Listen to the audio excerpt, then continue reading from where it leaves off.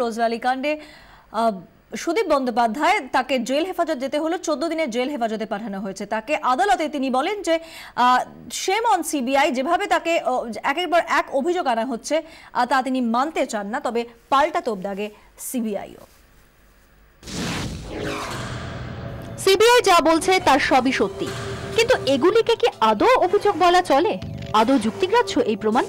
আদালতে প্রশ্ন তুলে দিলেন সুদীপ বন্দ্যোপাধ্যায়। তৃণমূল সাংসদ বলেন, আমি নিজের কাছে নিজে পরিষ্কার, আমি সৎ, কোনোদিন অসৎ পথে যাইনি।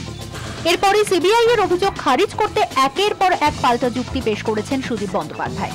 তিনি বলে চলেন, আমার বিরুদ্ধে বলা হচ্ছে আমি রোজভ্যালির বিভিন্ন অনুষ্ঠানে গিয়েছি। হ্যাঁ গিয়েছি, এমন হাজার গৌতম কুণ্ডুকে আমি ব্যবসায়ী হিসাবে চিনি।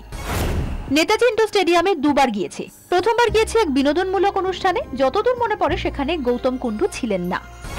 দ্বিতীয়বার দেরিতে পৌঁছেছিলাম, আমাকে 2 মিনিটের বক্তব্য রাখতে বলা হয়।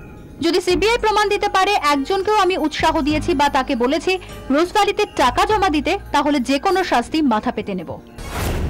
একজন জনপ্রতিনিধি, চিঠি লেখাই আমার কাজ। আমি প্রচুর অভিভাবকের হয়ে বহু স্কুলে সুপারিশ করেছি, বহু মানুষকে হাসপাতালে ভর্তির সুপারিশ করেছি, বহু মানুষের চাকরির জন্য আমি সুপারিশ করেছি। সিবিআই ছোট জিনিসকে বড় করে দেখানোর চেষ্টা করেছে।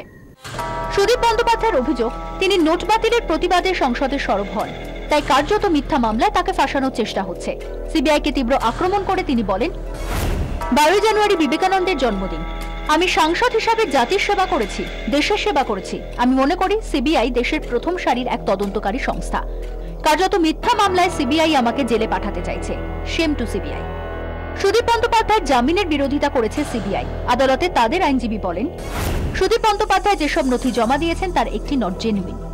রোজভ্যালি কর্তা গৌতম কুণ্ডুকেও কলকাতা থেকে ভুবনেশ্বরে নিয়ে যাওয়ার আর্জি জানিয়েছে সিবিআই। 24 ঘন্টার জন্য ক্যামেরায় কমল জানার সঙ্গে সিজার মন্ডলের রিপোর্ট, ভুবনেশ্বর।